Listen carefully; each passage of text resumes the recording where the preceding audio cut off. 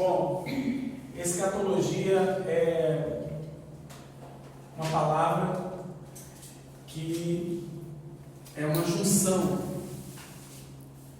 de duas palavras em grego, eschatos e logos.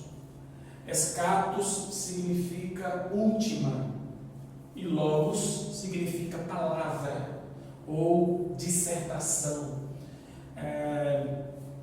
Portanto, escatologia é a dissertação ou o estudo a respeito das últimas coisas. Tá? Então, é o estudo dos eventos futuros, o estudo das últimas coisas.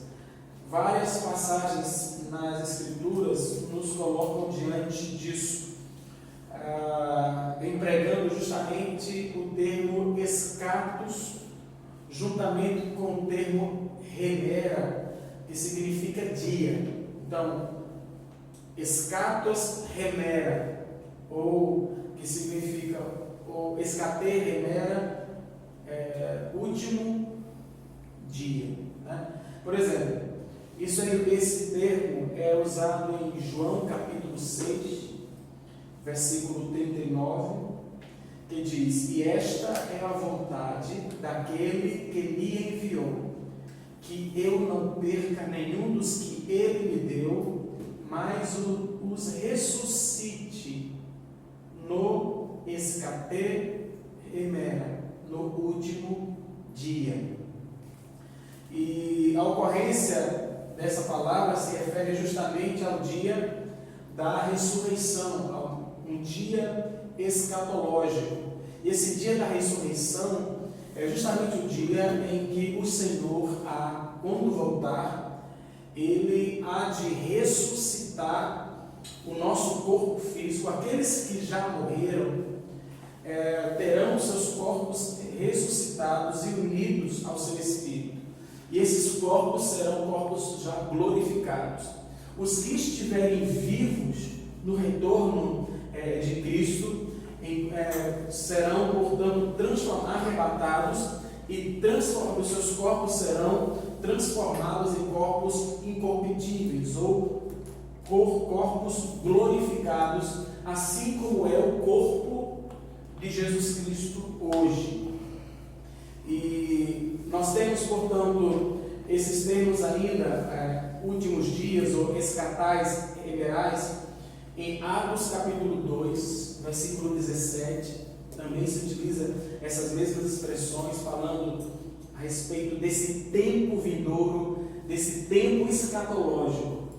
Atos 2,17: nos últimos dias, diz Deus, derramarei do meu espírito sobre todos os povos, os seus filhos e as suas filhas profetizarão, os jovens terão visões, os velhos terão sonhos.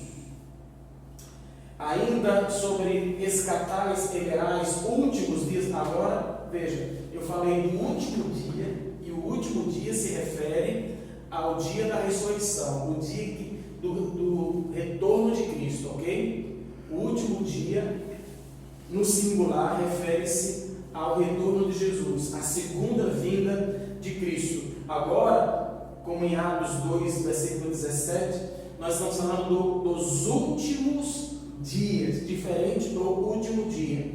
2 Timóteo 3,1: saiba disto, nos últimos dias sobrevirão tempos terríveis. Tiago 5,3: o ouro e a prata de vocês enferrujaram, e a ferrugem deles testemunhará contra vocês, e com fogo lhes devorará a carne. Vocês acumularam bens nestes últimos dias.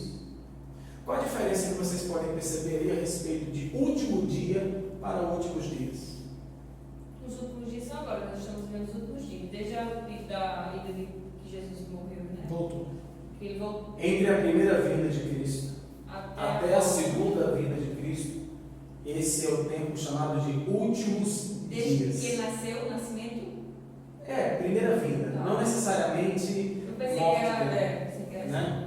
Primeira vinda, segunda vinda. Ou seja, primeiro advento de Cristo, segundo advento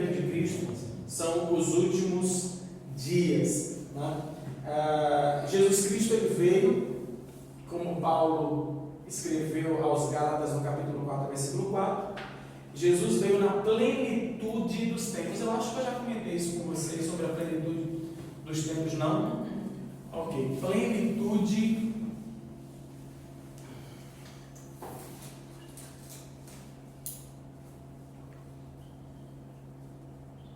Jesus veio na plenitude dos tempos. O que significa isso?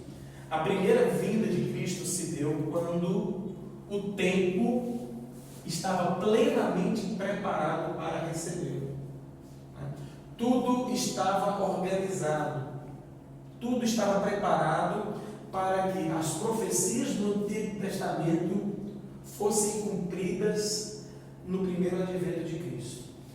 E essa plenitude dos tempos foi de uma maneira muito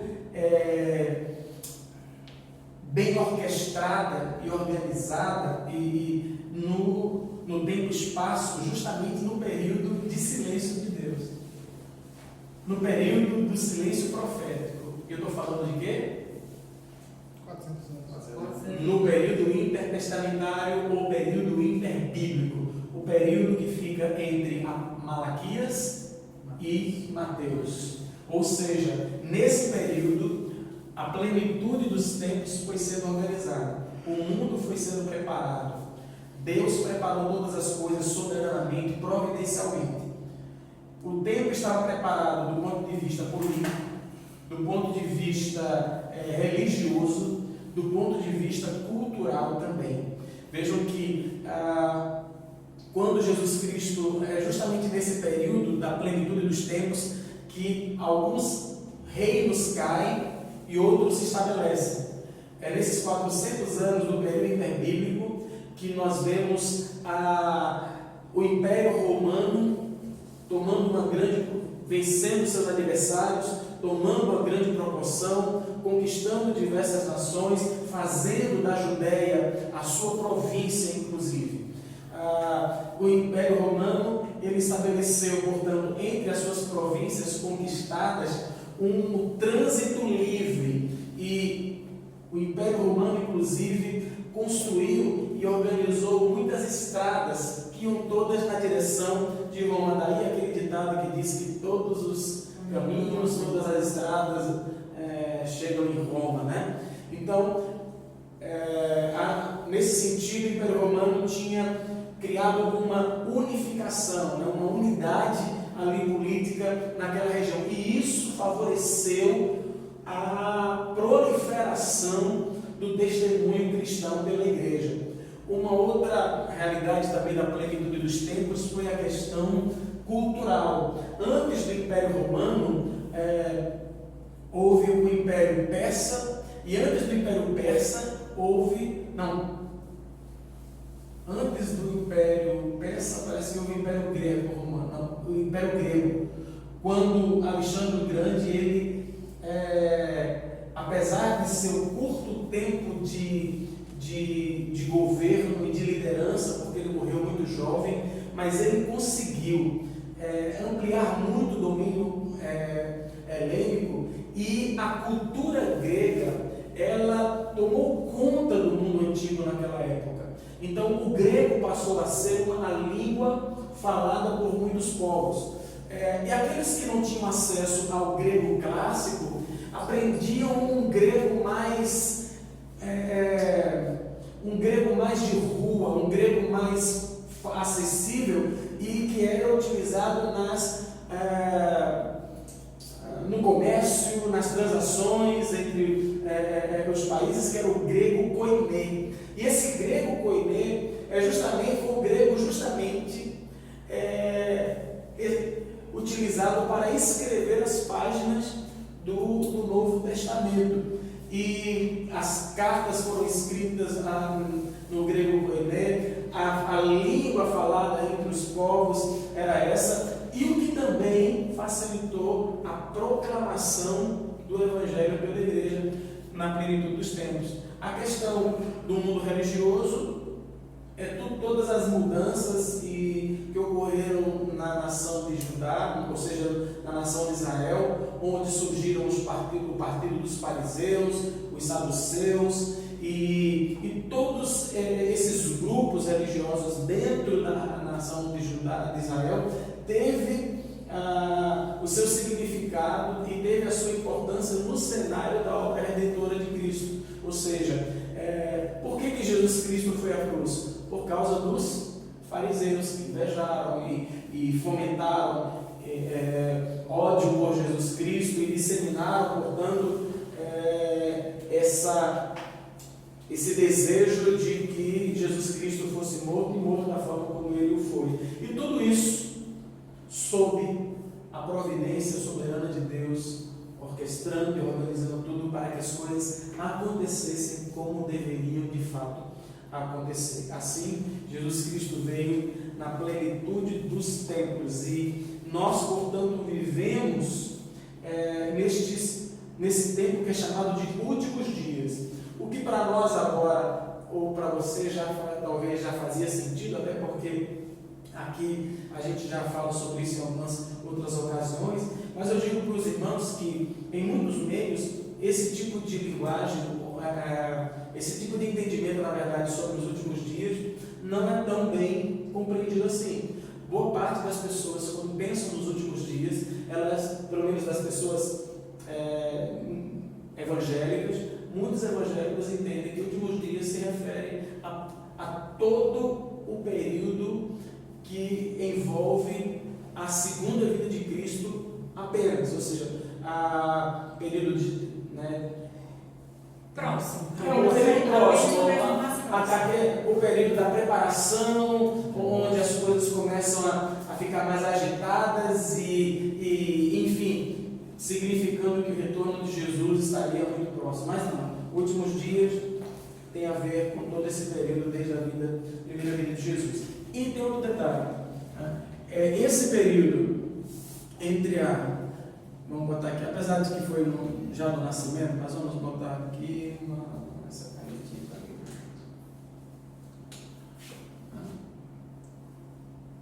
Aqui é uma cruz, tá? A cruz, tá, gente? Aqui além do tempo, e aqui seria.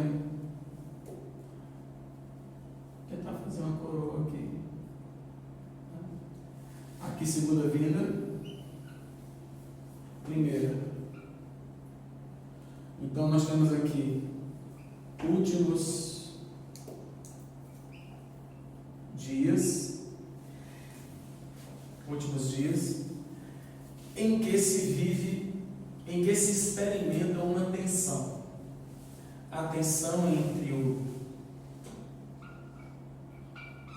já e o ainda não.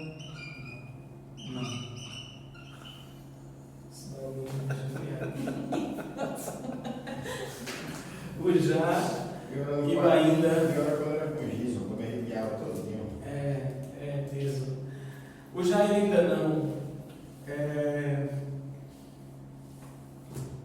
se refere ao fato de que o reino messiânico já foi inaugurado, já está presente, mas ainda não completa e definitivamente. E nós vivemos justamente essa tensão.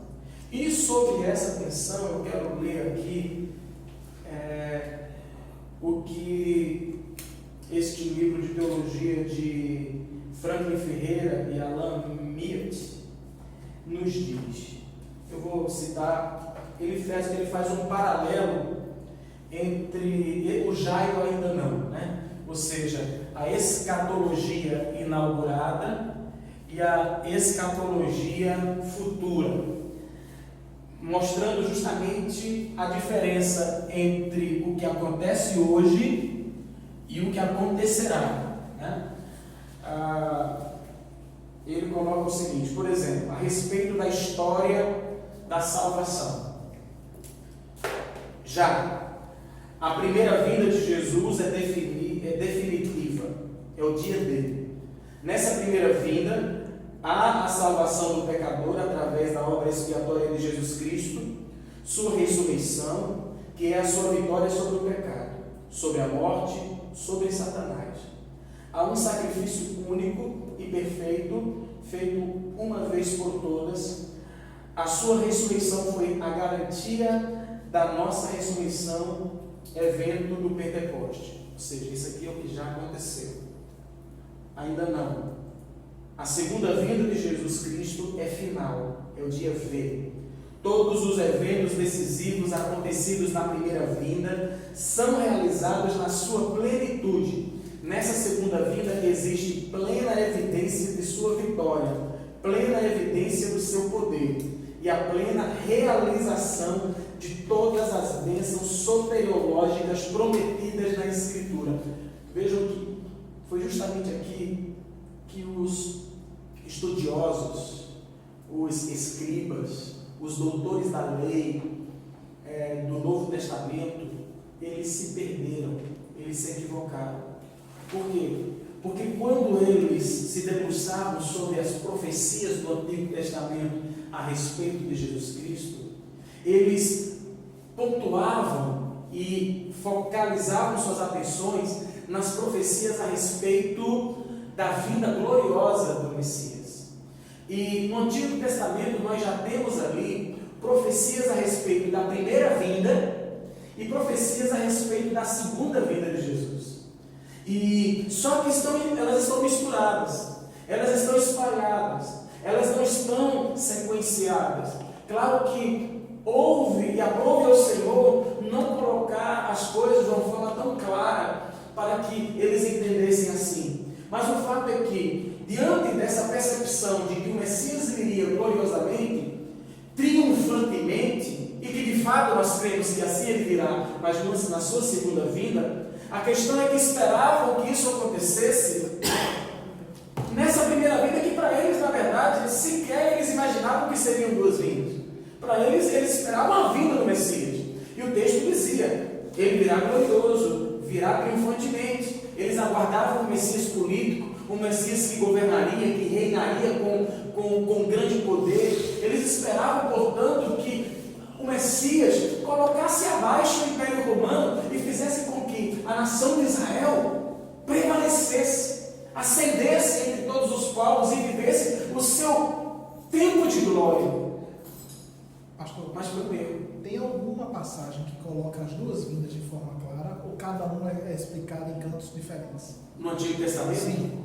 geralmente é em cantos diferentes. Agora, o que você percebe é, em Isaías, nós encontramos desde a profecia do servo sofredor, primeira vinda, a profecia daquele que viria e traria, né, de maneira gloriosa, né? Então, ainda sobre essa tensão, Cristo foi fisicamente para o céu e está espiritualmente onipresente, governando todo o cosmos. Isso já acontece. Mas Cristo, ainda fisicamente, ele estará presente nos novos céus e nova terra, governando todo o cosmos. Ou seja, ele ainda virá fazer isso, governar fisicamente de maneira plena. Quanto ao Espírito Santo, o Espírito Santo hoje, ele leva a cabo toda a obra como consolador. Ele internaliza a redenção nas pessoas, convence as pessoas do pecado, da justiça e do juízo. Ele é quem regenera, ou seja, ele é quem faz o pecador nascer de novo. Ele quem produz fé no coração do crente. Ele quem produz arrependimento. Ele quem aplica a obra de Cristo no pecador perdido e que o leva, portanto, a se arrepender e crer no Senhor. Ou seja, a ideia é mais ou menos a seguinte, vamos colocar aqui, fazer uma analogia. O Pai divino, ele idealiza um remédio, uma cura para uma grande epidemia da humanidade, que é o pecado. O Filho, ele morre para que o seu sangue sirva de remédio para curar os povos. E o Espírito Santo vem com a seringa e aplica esse remédio no pecador para que ele seja salvo. Ou seja, ele que aplica essa obra. Ele salva, portanto, a noiva para o noivo, selando todos os remidos para o dia da redenção, a fim de que nenhum deles se perca. Agora, essa obra do Espírito Santo, ela será terminada com o retorno de Cristo. A noiva fica pronta para as bodas do casamento com o noivo. Ainda, a igreja, aliás, a igreja de Jesus Cristo, o novo Israel, que é composto por judeus e gentios convertidos, já está em operação. A igreja se torna universal através da pregação da mensagem do reino. E a igreja de Jesus Cristo, no ainda não, ela atinge seus plenos propósitos no retorno dele. Todos se tornam igreja, não existe templo físico. A Nova Jerusalém, todos os eleitos são trazidos à igreja. Vai haver plena realidade dos símbolos e selos da aliança e exercício definitivo das chaves do reino. Ele vai colocando diversas paralelos, por exemplo, um outro aqui: todas as promessas e profecias do Antigo Testamento, no já, estão sendo cumpridas agora. E todas as promessas e profecias de Deus são cumpridas totalmente apenas no ainda não, ou seja, na segunda vinda. Então, o que nós percebemos é que no já, os cristãos já possuem a vida eterna, mas é só no ainda não que os cristãos desfrutarão da plenitude dessa vida eterna. E ele coloca muitos paralelos aqui, que a gente poderia ainda ler, mas enfim, o foco maior não é esse, é apenas ilustrar ou tornar um pouco mais claro que nós já estamos desfrutando do que Cristo fez na primeira vinda, mas apenas na segunda vinda que desfrutaremos disso de maneira plena. Mas, pastor, e aqueles que já, a gente vai falar sobre isso ainda mais claramente, aqueles que já desfrutam da presença do Senhor porque morreram, partiram para o céu, e a situação já não está muito bom em relação a isso? Está muito bom, sim, mas é somente na segunda vinda que os corpos também desfrutarão dessa plenitude, e não apenas o espírito dessas pessoas, porque aqueles que morreram, os seus corpos eram pó e voltaram para o pó, e foram separados, portanto, da essência espiritual dessas pessoas. Vamos seguir, e eu queria apenas ler aqui para vocês uma oração que era feita nos cultos do século VI. A igreja, essa oração era uma oração que invocava e expressava essa esperança do retorno de Cristo e invocava essa volta de Jesus, compreendendo toda a sua dimensão. A oração é a seguinte: quando tu, Senhor, te aproximares da terra em glória e o mundo te aguardar a tremer, quando a corrente diante do trono do juiz irromper em onda de fogo, quando o livro do destino se abrir e se tornar patente o que a noite ocultara, então salva-me da chama eterna, juiz sem mácula, dá que junto com os salvos possa me achar a tua mão direita. Por quê? Porque os que estiverem à mão esquerda ouvirão a batalha dos malditos e de para o fogo eterno preparado para o diabo e seus anjos. Algumas perguntas para vocês. Coisa assim, prática.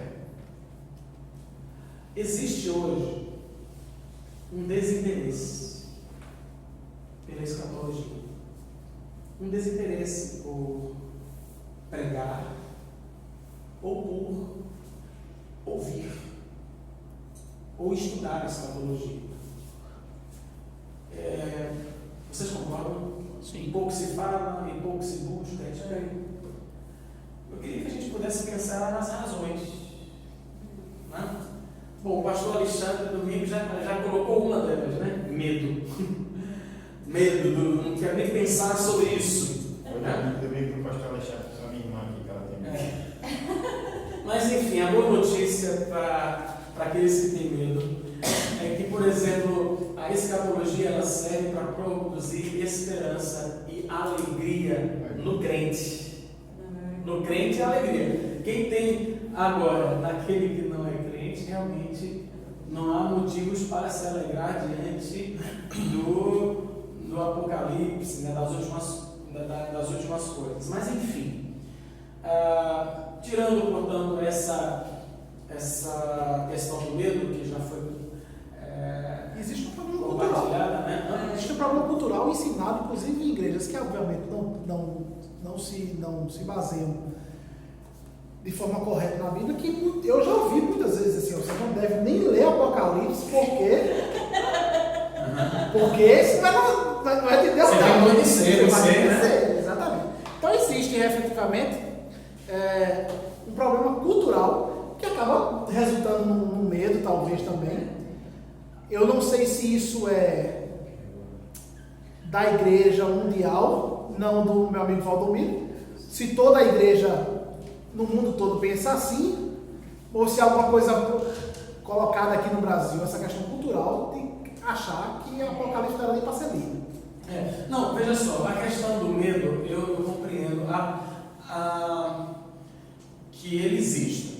Sendo que eu percebo também que essa questão do medo está muito mais associada àquela pessoa que não tem esclarecimento bíblico, que não caminha com o Senhor, ou seja, é aquela pessoa que ignora mesmo o que está na Bíblia, né? E você meio que por não conhecer, tem medo diante daquilo que já escutou, né? E da linguagem meio que assustadora que o próprio livro tem. Então, puxa, agora eu estou falando da igreja de um modo geral, que tem um mínimo de esclarecimento a respeito. Por que não é Porque muitas igrejas hoje, muitos pastores só querem encher a casa. Exatamente. Aí, não, é uma palavra que não traz gente para a igreja. pronto. Por que a nossa igreja não tem muito mais gente? Porque o Senhor vai muito na Bíblia. Eu falo que vai por hora direta. É bom o senhor aliviar, começar a pregar um pouco. Não sei isso. Não, sabe por que não é, pastor? Porque acontece o seguinte, eu acho que isso foi o que me edificou. Porque assim, o mais novo era o evangelho, me afastei um pouco e nunca me identifiquei em novo. Por quê? Porque quando eu pregava antes era muito o tipo do Senhor, a Bíblia. E muitas igrejas hoje quer virar show qualquer gente. Pragmatismo, né? Ou seja, em outras palavras, pragmatismo é aquela filosofia de vida em que você busca fazer o que dá certo ali, o que tem resultados imediatos, o que dá um retorno claro para você, ainda que não seja o correto, mas eu estou me dando bem, está funcionando, está fazendo as pessoas virem. Então, o pragmatismo, de certa forma, que faz com que as pessoas elas desejem retornos mais práticos e também imediatistas, faz com que esse assunto, caramba, olha, já se fala sobre a segunda vinda, já 2 mil anos atrás, a gente vai ficar atrás disso, né? Vamos pensar no aqui e agora, né? Ou seja, o imediatismo, o pragmatismo. Mas ainda poderíamos elencar mais motivos. Eu poderia dizer, eu senti que você... Não, estou só olhando que está tudo certo. Vai na fé. Um outro assunto, um outro menos outro. É um assunto fácil? Não. Não, né? Você, por exemplo, Mas será que você começa a ler Atos dos Apóstolos, que é uma narrativa. Você consegue, mesmo que você não tenha tanto conhecimento de teologia, você lê Atos dos Apóstolos e consegue absorver com maior facilidade o sentido daquilo que está escrito ali. Você vai para Apocalipse e você, a primeira vez, você diz: bom, eu não tenho ainda os códigos, né? Eu ainda não tenho conhecimento dos seletos,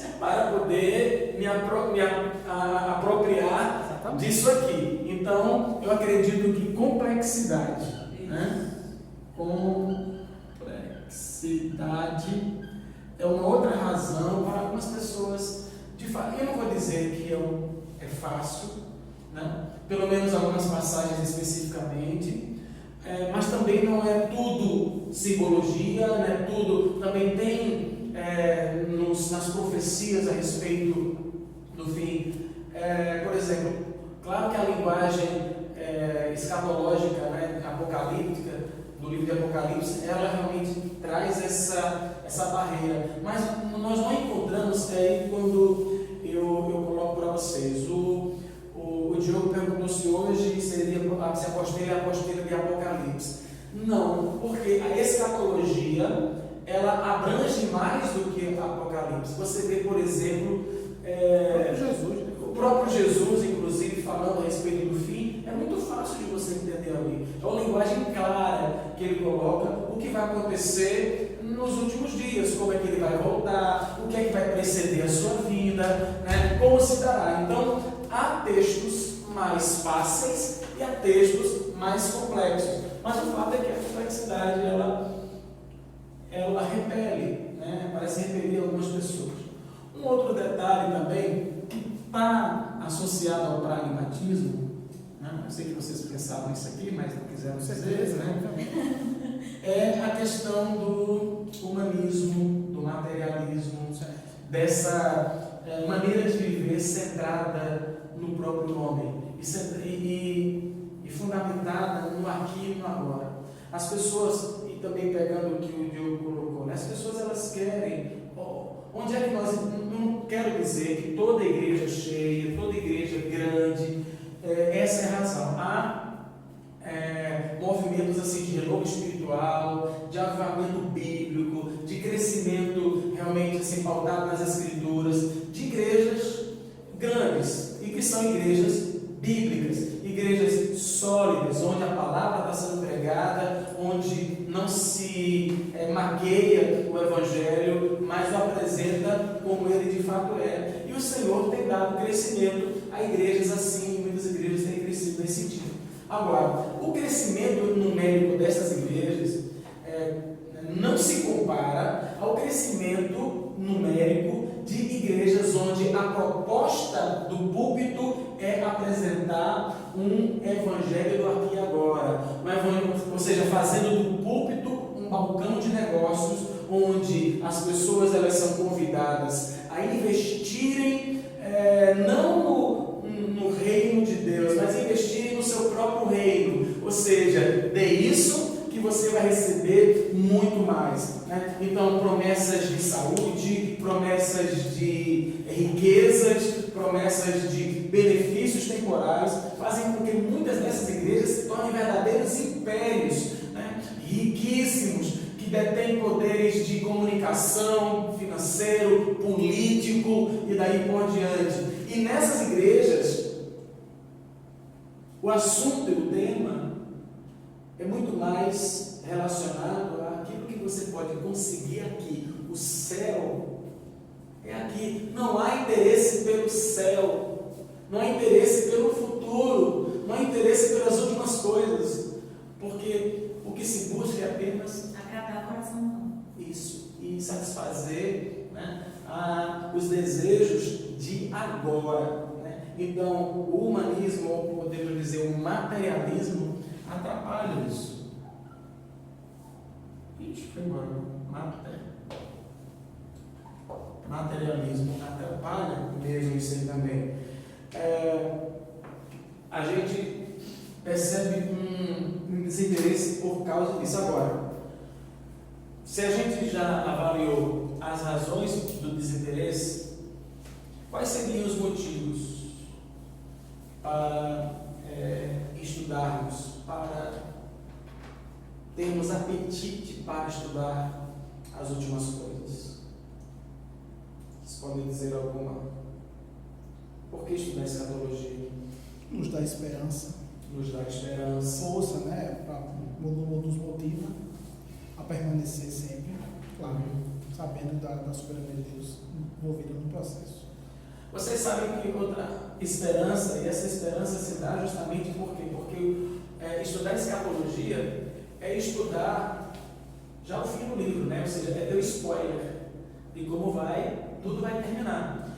E isso, de certa forma, deveria estimular a gente, até porque, se você pensar em quantos filmes, quantos livros já não foram escritos ou filmes foram feitos justamente sobre essa perspectiva de alguém conhecer o futuro, alguém dar informações a respeito do que vai ainda acontecer, né? Quantas pessoas não gostariam de ter acesso a informações que ainda não aconteceram e que ninguém sabe que ainda vão acontecer, né? Gente do tipo, eu gostaria de saber qual vai ser o número da Nugget, ou quem vai ganhar isso, ou quem vai ganhar aquilo, mas o fato é que Apocalipse, ou escatologia,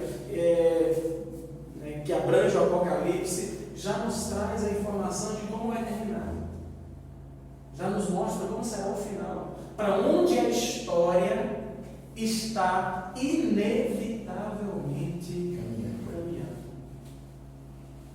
Deus, o mesmo Deus que criou todas as coisas, Ele desde do ato da criação, né, onde Ele trouxe à existência o tempo, a matéria e o espaço, e começou a controlar, portanto, os eventos da história, providencialmente, sem anular a responsabilidade humana, mas estabelecendo a sua vontade de maneira soberana e providencial, de tal maneira que os seus planos, como Jó disse, não podem ser frustrados, de tal maneira como Isaías escreveu, dizendo que o Senhor fala, o meu propósito permanecerá firme e eu farei toda a minha vontade.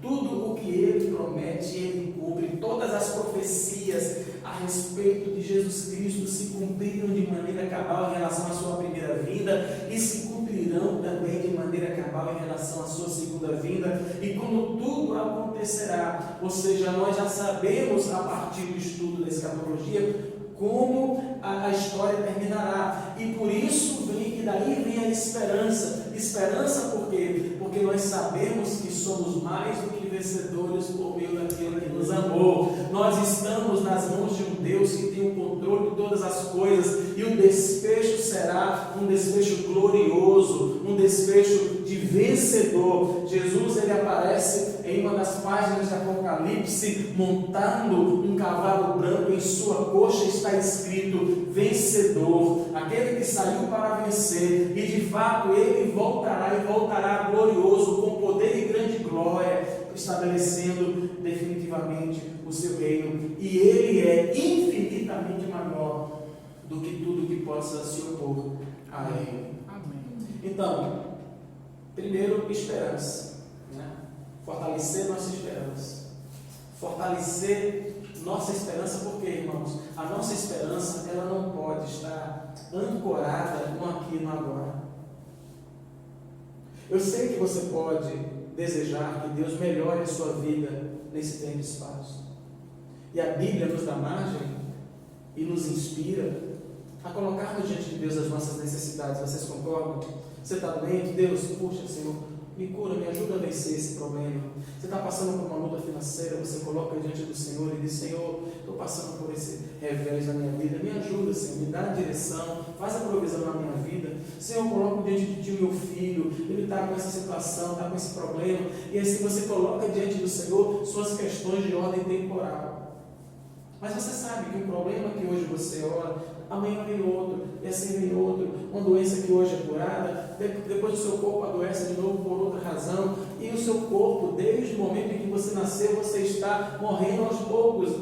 Eu sei que é pensar um pouco de forma pessimista em relação, mas o fato é que a gente está caminhando para esse dia em que o nosso coração vai parar de bater, e por mais que a gente não goste de pensar nisso, porque de fato nem mesmo Deus nos criou para a morte veio como uma consequência do pecado, da queda, mas o fato é que a morte não tem mais a última palavra. Jesus retirou o aguilhão da morte, Ele venceu e com Ele venceremos, e aquele que nele crê, ainda que esteja morto, viverá.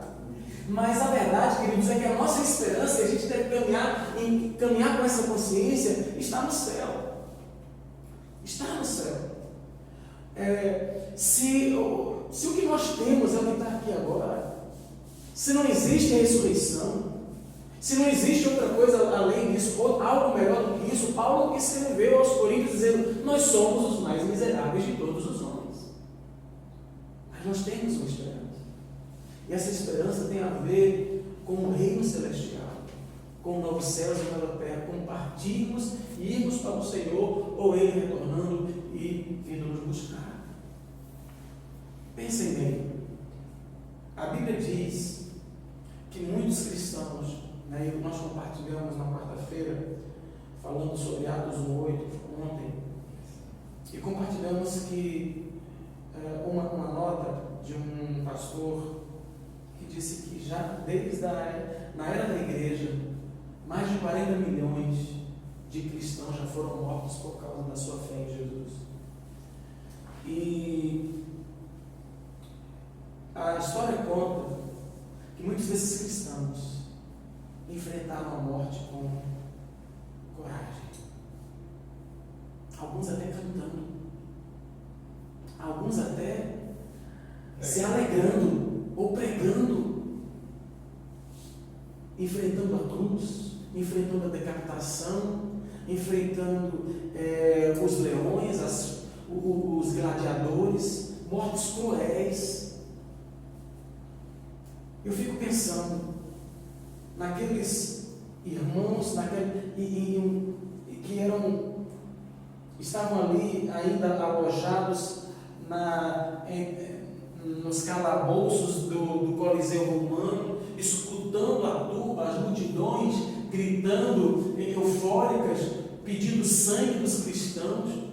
Eu imagino eles ali, se possível, já escutando o barulho e também o rugido de leões, dos animais, e depois eles sendo colocados, famílias inteiras, adultos e crianças, sendo conduzidos ao centro daquele coliseu, e as grades sendo abertas, tigres e leões sendo soltos, animais alimentados há dias atrás e que estavam famintos e que partiam na direção. E o que se escutava enquanto aqueles cristãos iam para o centro do Coliseu, eles louvando. Isso enfurecia Nero quando sabia, porque quanto mais ele via essa reação dos cristãos, mais ele se enfurecia e mais ele queria que eles fossem castigados. E por que eles cantavam, gente? Era porque quem canta os males espanta?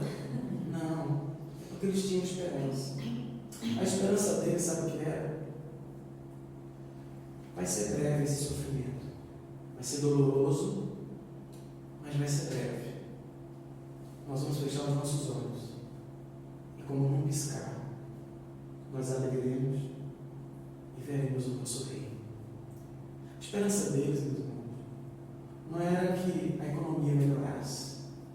A esperança deles não era que a política aliviasse o peso contra os cristãos, não. Você não vê esse tipo de expectativa. A expectativa deles era que a perseguição ficasse cada vez mais dura, mas ao mesmo tempo a esperança deles estava no grande encontro deles com o seu rei. E essa esperança é fortalecida quando nós estudamos escatologia. Também nós devemos estudar porque nós confiamos na palavra. A palavra de Deus é a verdade, porque nós obedecemos a palavra e assim devemos estudar esse assunto, porque isso diz respeito à nossa eternidade, ao nosso futuro.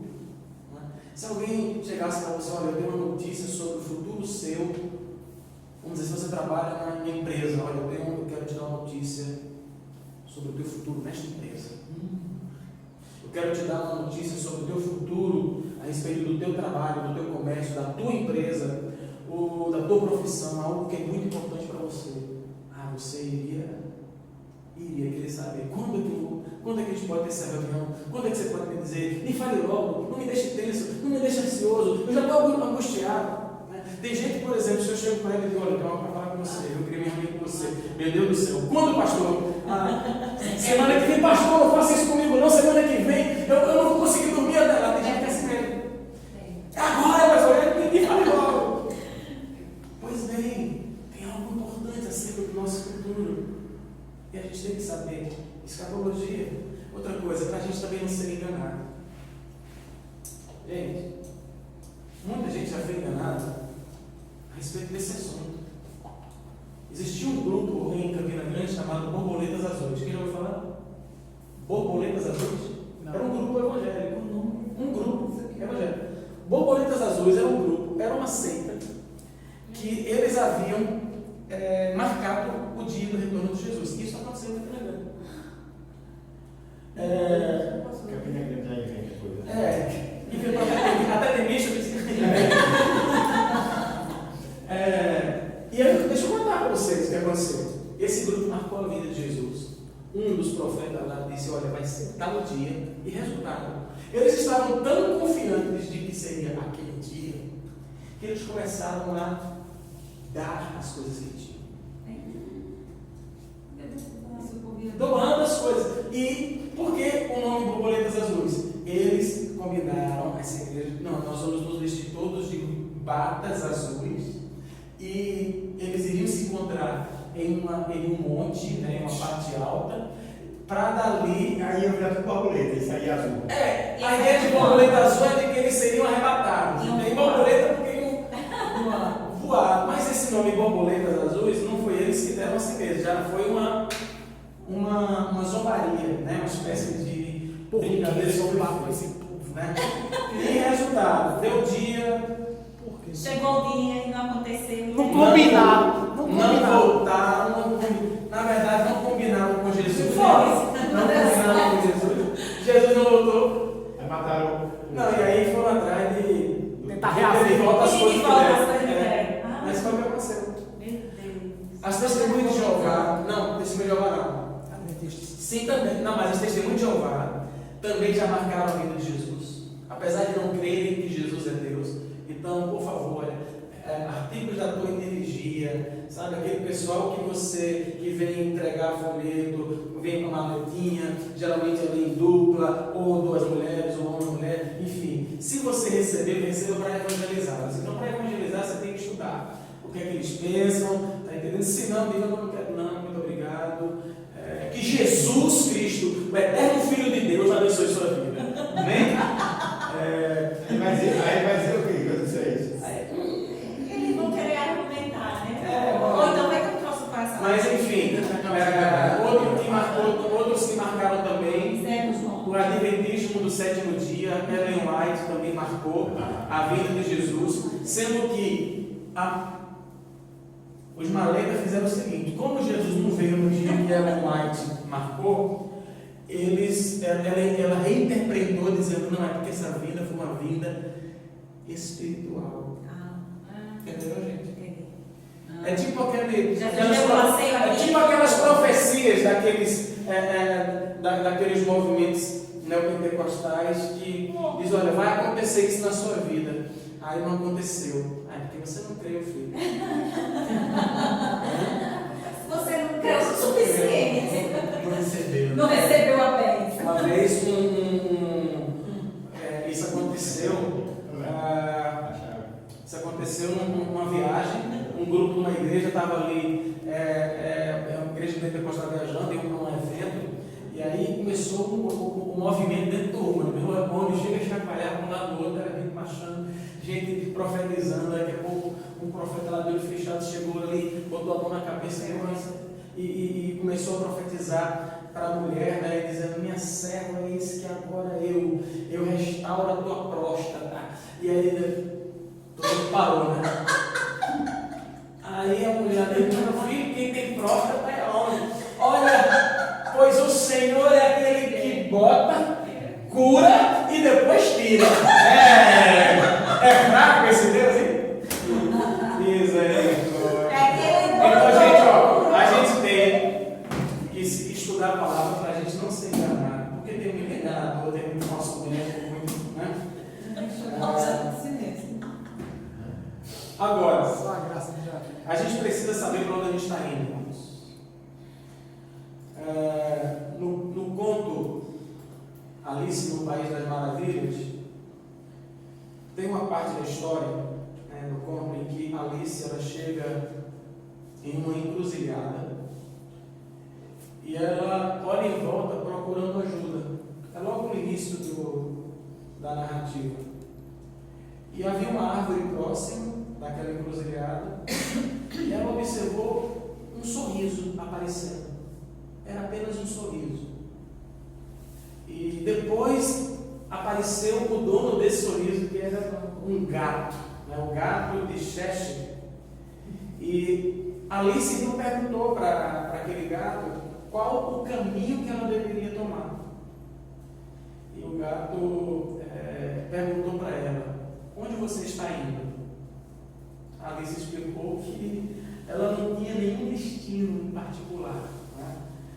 Então o gato disse em poucas palavras: então Não importa qual caminho vai pegar.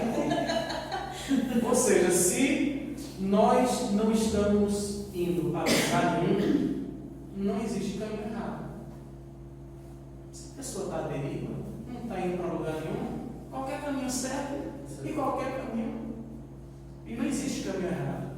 Então tem muita gente hoje que vive assim, está perdida, e para ela tudo é certo. Qualquer caminho serve. Não existe caminho errado. Por quê, irmãos? Porque você só pode se perder se você tem um destino.